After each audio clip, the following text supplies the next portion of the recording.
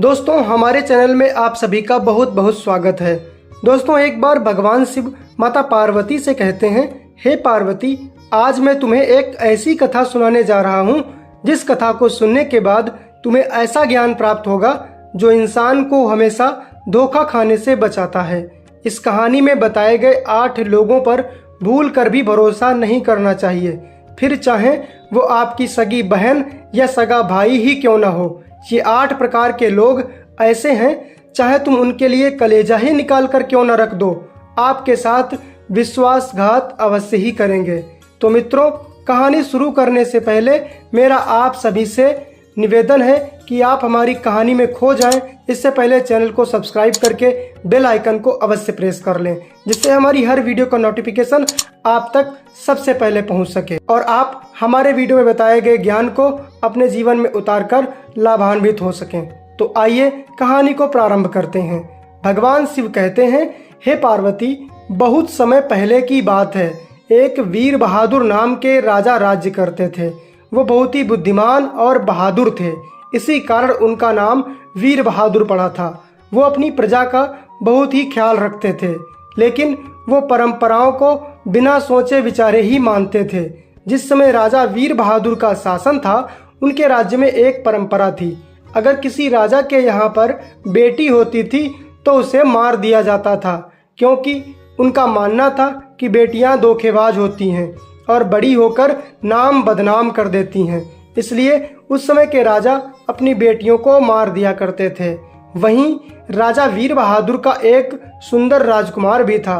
राजा की कई बेटियां हुईं, लेकिन राजा उनको अपनी परंपरा के अनुसार मरवा देता था। भगवान शिव कहते हैं, हे पार्वती, राजा का पुत्र जब बड़ा होता है, यानी राजकुमार जब बड़ा होता है, तो राजा के यहाँ पर एक बेटी का जन्म होता है और राजा अपने बेटे से अपनी बेटी को मारने की बात कहते हैं। लेकिन राजकुमार कहता है, पिताजी, ये मेरी बहन है, आप इसको मत मारिए। तब अपने पुत्र राजकुमार की बात को सुन करके राजा वीर बहादुर कहने लगते हैं, नहीं, मैं इस बेटी को नहीं अपना सकता। तो राजकुमार कहता है, आप मेरी बहन को मत मारिए, मैं अपनी बहन को लेकर के आपके राज्य से बाहर चला जाऊंगा। तब राजा अपने बेटे की बात को सुनकर राजी हो जाता है और राजा कहता है, ठीक है, तुम अपनी बहन को लेकर मेरे राज्य से निकल जाओ। फिर तो राजकुमार अपनी बहन को लेकर अपने राज्य से बाहर निकल गए और एक दूर जंगल में पहुंच गए। तब राजकुमार ने जाकर जंगल में देखा कि एक बहुत पुराना खंडहर नुमा वीरान सा पड़ा हुआ घर है। वहां जाकर राजकुमार उस घर के अंदर प्रवेश हो गए। तब भगवान शिव कहते हैं, हे पार्वती, इस प्रकार राजकुमार जब उस घर में पहुंचे तो उनको एहसास हुआ कि इस घर में कोई है। फिर अचानक उस घर के अंदर से एक राक्षस निकलकर बाहर आया और उसने राजकुमार पर हमला कर दिया। तब राजकुमार ने राक्षस को युद्ध में हरा दिया और उस राक्षस को घर के एक कमरे में बंद कर दिया। फिर उसने पूरे घर की साफ सफाई की और फिर राजकुमार अपनी बहन के साथ उसी घर में रहने लगा। कुछ सालों के बाद राजकुमारी भी बड़ी हो गई। राजकुमार और राजकुमारी दोनों एक दूसरे से बहुत प्रेम करते थे। वहां पर दोनों भाई बहन अच्छे से रहते थे। फिर एक दिन राजकुमारी ने राजकुमार से कहा, अरे भाई, अपने घर में सभी कमरे खुले रहते हैं, मगर इस घर का सिर्फ एक कमरा हमेशा बंद ही क्यों रहता है। तो राजकुमार ने अपनी बहन से कहा, तुम मुझसे वादा करो कि तुम कभी इस कमरे को नहीं खोलोगी और इस कमरे के बारे में कभी मुझसे दोबारा नहीं पूछोगी। अपने भाई राजकुमार की बात को सुनकर बहन ने कहा, ठीक है भाई, मैं वादा करती हूँ कभी भी इस कमरे का जिक्र नहीं करूँगी। तब भगवान शिव कहते हैं, हे पार्वती, वो जो राजकुमार था वो दिन भर बाहर रहता था और अपने कार्य में व्यस्त रहता था और राजकुमारी दिन भर उस घर में अकेली रहती थी। फिर एक दिन राजकुमारी ने अपने मन में सोचा, आखिर भाई इस कमरे के बारे में मुझे क्यों नहीं बताते हैं। आज भाई घर पर नहीं हैं, वो काम से गए हैं। मैं आज कमरे को खोलकर देखूंगी वास्तव में ये कमरा बंद क्यों रहता है, इसके बंद होने के पीछे आखिरकार असली वजह क्या है। और फिर जब तक मेरा भाई वापस घर पर आएगा, मैं कमरा देखकर पुनः दोबारा से बंद कर दूंगी। भाई को इस बात का तनिक भी पता भी नहीं चल पाएगा कि मैंने इस कमरे का दरवाजा खोला था।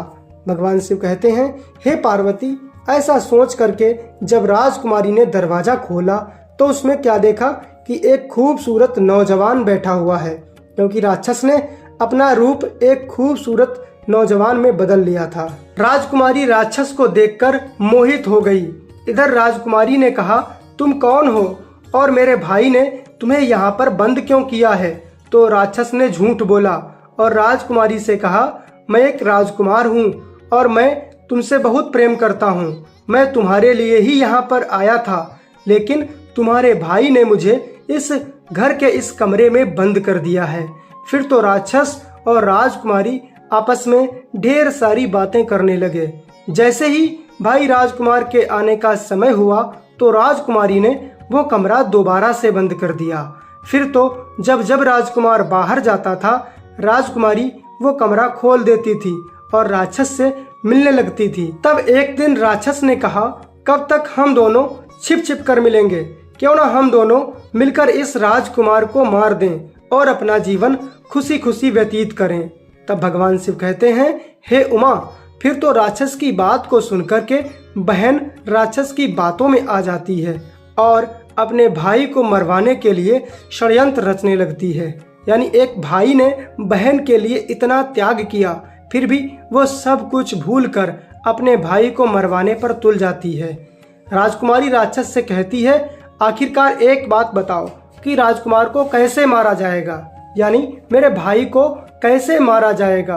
तब राक्षस कहने लगा, राजकुमार तुमसे बहुत प्रेम करता है, तुम एक काम करो, तुम झूठ मूठ बीमार पड़ जाओ और राजकुमार से दवा बनाने के लिए शेरनी का दूध लाने के लिए कहो, क्योंकि राजकुमार तुमसे बहुत प्रेम करता है, अपनी बहन को बहुत मानता है और जब राजकुमार तुम्हें बचाने के लिए शेरनी का दूध लेने के लिए जाएगा तो शेरनी उसे जरूर मार देगी। फिर हम दोनों अपना जीवन खुशी खुशी गुजारेंगे। भगवान शिव कहते हैं, हे गिरिजा, इस प्रकार राक्षस की बातों को सुनकर राजकुमारी राजी हो जाती है और योजना के अनुसार झूठ मूठ की बीमार पड़ जाती है। जब राजकुमार शाम को घर वापस आता है तो राजकुमारी को बीमार पाता है। फिर तो वो बहुत ही घबरा जाता है और बहुत ही दुखी होता है और अपनी बहन को बीमार देखकर राजकुमार तुरंत ही अपनी बहन से कहता है, बहन तुम चिंता न करो, मैं किसी अच्छे वैद्य को अभी लेकर आता हूँ जो तुम्हारा अच्छे से इलाज कर सके।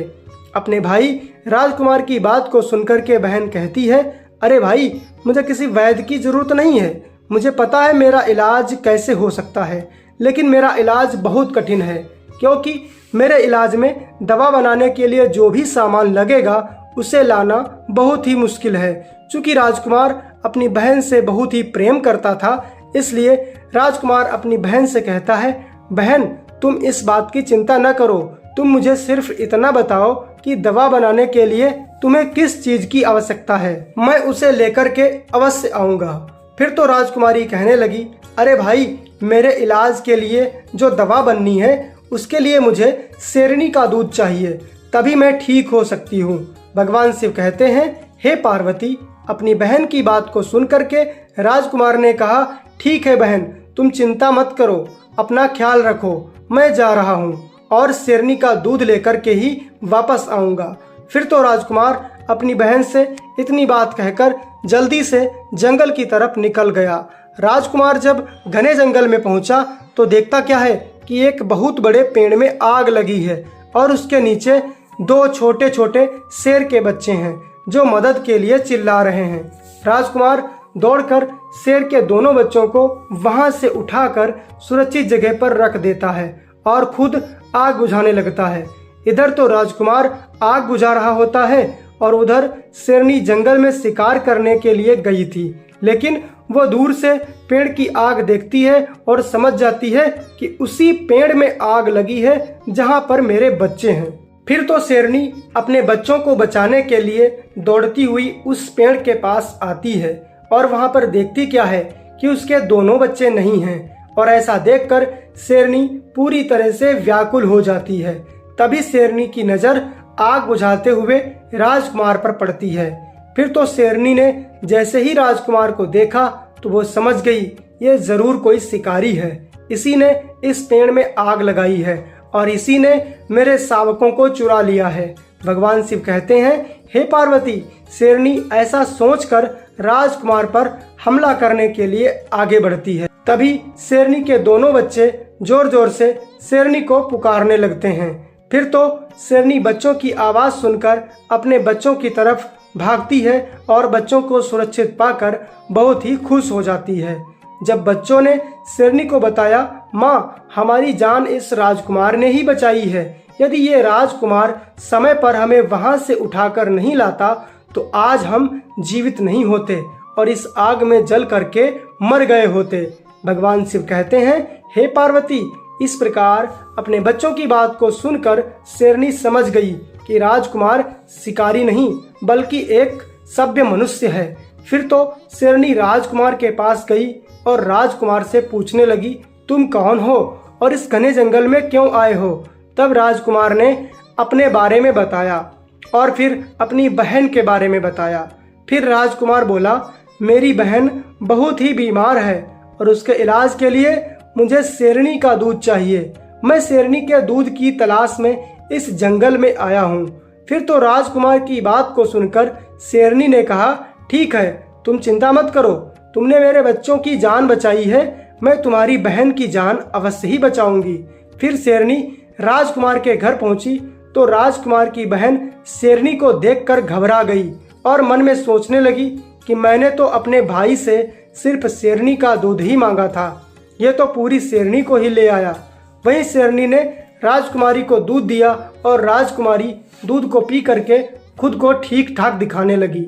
वहीं राजकुमार अपनी बहन को ठीक देखकर बहुत ही खुश हुआ और अपनी बहन को स्वस्थ देखकर फिर राजकुमार शेरनी को जंगल में पहुंचाने चला गया। भगवान शिव कहते हैं, हे पार्वती, इस प्रकार राजकुमार के जाने के बाद राजकुमारी राक्षस के पास गई और कहने लगी, तुमने तो कहा था कि मेरा भाई शेरनी का दूध लेने जाएगा तो मारा जाएगा, लेकिन वह तो शेरनी को घर पर ही ले आया। राजकुमारी की बात को सुनकर वो राक्षस कहने लगा, मैं भी इस बात को देखकर हैरान हूँ, लेकिन कोई बात नहीं, तुम कुछ दिन इंतजार करो और कुछ दिनों के बाद में तुम बीमारी का फिर से बहाना बनाना। इस बार हम राजकुमार को इससे भी खतरनाक चीज को लाने के लिए कहेंगे, वहां पर वह निश्चित रूप से मारा जाएगा।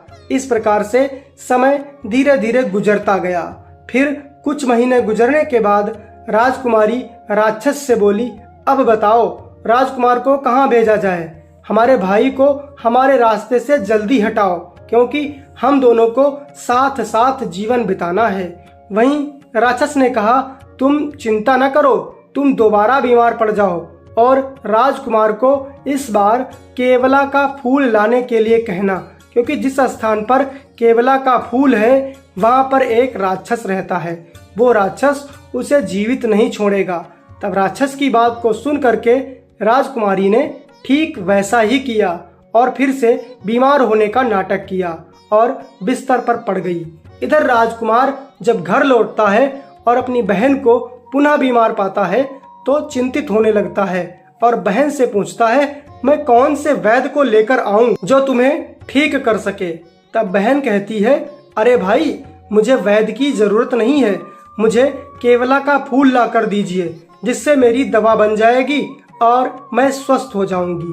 फिर तो अपनी बहन की बात को सुनकर राजकुमार कहता है, बहन, तुम चिंता मत करो, मैं तुम्हें केवला का फूल लाकर अवश्य दूंगा। और ऐसा कहकर राजकुमार जंगल की तरफ चल देता है और फिर चलते चलते उसे रास्ते में वही शेरनी मिल जाती है जिस शेरनी के बच्चों की जान राजकुमार ने बचाई थी।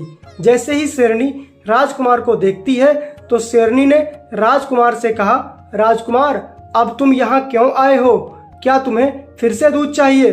चलो, मैं तुम्हारे साथ चलती हूँ।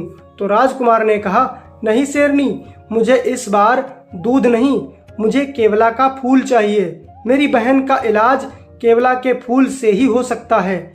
वहीं केवला के फूल की बात को सुनकर शेरनी कहने लगी, ये केवला का फूल जंगल के बीचों बीच एक तालाब में है और उस तालाब के बीचों बीच में सिर्फ केवला का एक ही फूल है और उसे लाना अत्यंत कठिन कार्य है, क्योंकि जो भी उस फूल को लेने जाता है वो मारा जाता है। आज तक कोई भी उस फूल को लेकर लौटा नहीं है।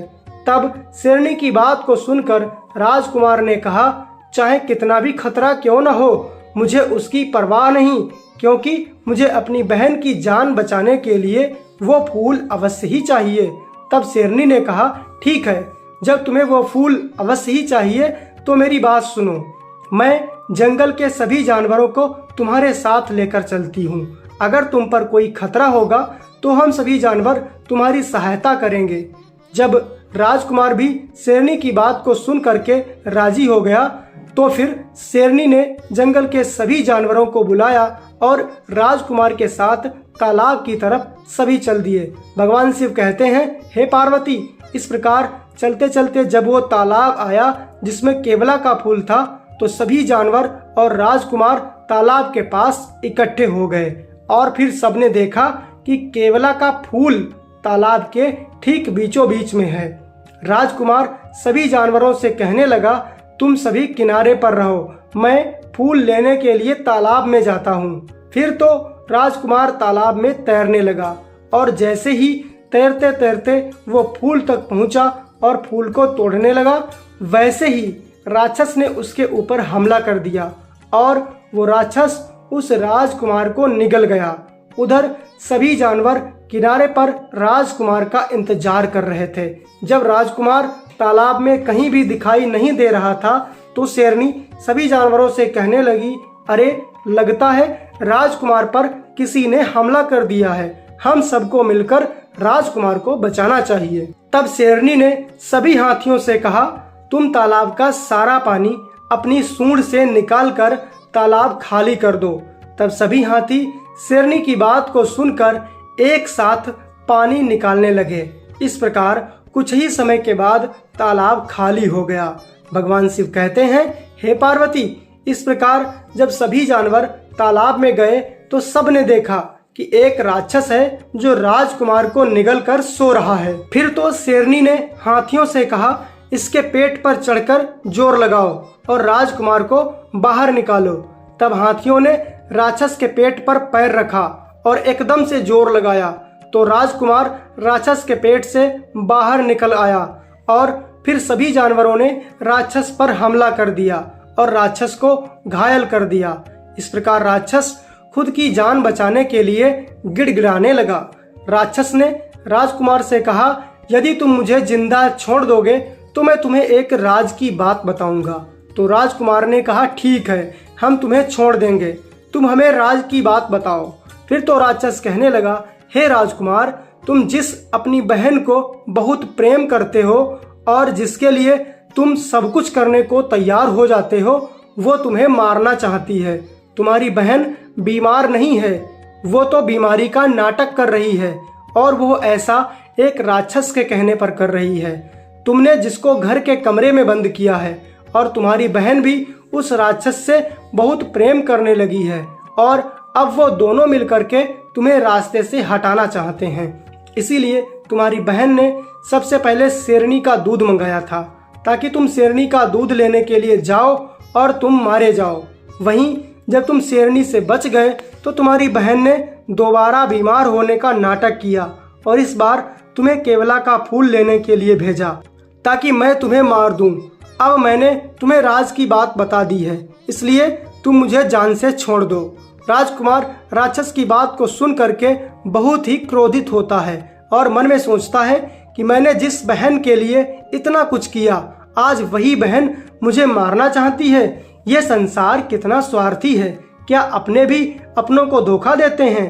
तब राजकुमार क्रोधित होकर के सभी जानवरों के साथ घर वापस आ जाता है और सभी जानवरों से कहता है कि इस राक्षस और मेरी बहन दोनों पर हमला कर दो और इन दोनों को खत्म कर दो। फिर तो सभी जानवर राक्षस और राजकुमार की बहन पर हमला कर देते हैं और दोनों को जान से मार देते हैं। तब राजकुमारी के मरने के बाद शेरनी वफादारी निभाते हुए राजकुमार से कहती है, हे राजकुमार, जीवन में हमेशा ध्यान रखना, मैं तुम्हें 8 लोगों के बारे में बताती हूँ, चाहे उनके लिए कलेजा ही निकाल कर क्यों न रख दिया जाए, वो विश्वासघात अवश्य ही करते हैं। नंबर 1 बदचलन स्त्री, नंबर 2 राजा, नंबर 3 अग्नि, नंबर 4 यमराज, नंबर 5 चोर, नंबर 6 वैश्या, नंबर 7 याचक और नंबर 8 लालची मित्र। तब शेरनी की बात को सुनने के बाद राजकुमार इन सभी से दूर रहने का वचन लेता है। फिर शेरनी आगे कहती है, अब मैं तुम्हें इन 8 के बारे में विस्तार से बताती हूँ। नंबर 1 राजा। राजा को कभी भी किसी व्यक्ति के दुख से कोई फर्क नहीं पड़ता, क्योंकि वह कानून के नियमों से बंधा होता है और उसके आगे दुख और भावनाओं को अनदेखा कर देता है। नंबर 2 बदचलन स्त्री। बदचलन स्त्री को केवल अपने ही काम से मतलब होता है। उसे इस बात से कोई फर्क नहीं पड़ता कि दूसरा व्यक्ति कितना दुखी है या उसको कितनी पीड़ा होती है, फिर चाहे वो आपकी सगी बहन ही क्यों ना हो। नंबर 3 यमराज। यमराज पर भी लोगों के दुख का कोई प्रभाव नहीं पड़ता, क्योंकि वो समय आने पर उनके प्राण ले ही लेते हैं। नंबर 4 अग्नि। अग्नि को भी मनुष्य के दुख से कोई वास्ता नहीं होता। अग्नि हर चीज को जलाकर भस्म कर देती है, उसे किसी के दुख दर्द से कोई मतलब नहीं होता। नंबर 5 चोर। चोर भी किसी के दुख को नहीं समझता है। वह जो भी करने आता है उसे किए बिना वापस नहीं लौटता। उस चोरी से किसी को कितनी ही परेशानी क्यों ना हो। नंबर 6 बच्चे। बच्चों को भी किसी भी परेशानी या दुख से कोई मतलब नहीं होता, क्योंकि वो नादान होते हैं, इसलिए किसी की भावनाओं को समझ नहीं पाते। नंबर 7 याचक। याचक अर्थात भिखारी। भीख मांगने वालों को भी कोई फर्क नहीं पड़ता कि सामने वाला कितना दुखी है, वो बस वही करता है जिसके लिए वो आया है। नंबर 8 लालची मित्र। लोगों को परेशान करने वाले लालची लोगों पर भी किसी दूसरे के दुख का असर नहीं होता। वो किसी भी रूप में लोगों को परेशान अवश्य करते हैं। तब शेरनी अंत में कहती है, हे राजकुमार, मैंने तुम्हें इन 8 लोगों से दूर रहने के लिए कहा है। यदि तुम जीवन में इन 8 प्रकार के लोगों से दूर रहोगे तो जीवन में कभी धोखा नहीं खाओगे। फिर तो कहानी सुनाने के बाद में माता पार्वती कहती हैं, हे प्रभु, वास्तव में इन 8 प्रकार से लोगों से हमेशा दूर रहना चाहिए। ये कभी भी विश्वासघात कर सकते हैं, इनका कोई भरोसा नहीं, इन्हें किसी के दुख सुख की कोई परवाह नहीं होती। तो मित्रों, यदि वीडियो आपको पसंद आई हो तो हमारे चैनल को सब्सक्राइब करें और कमेंट में हर हर महादेव, जय मां पार्वती अवश्य लिखें। जय श्री राम।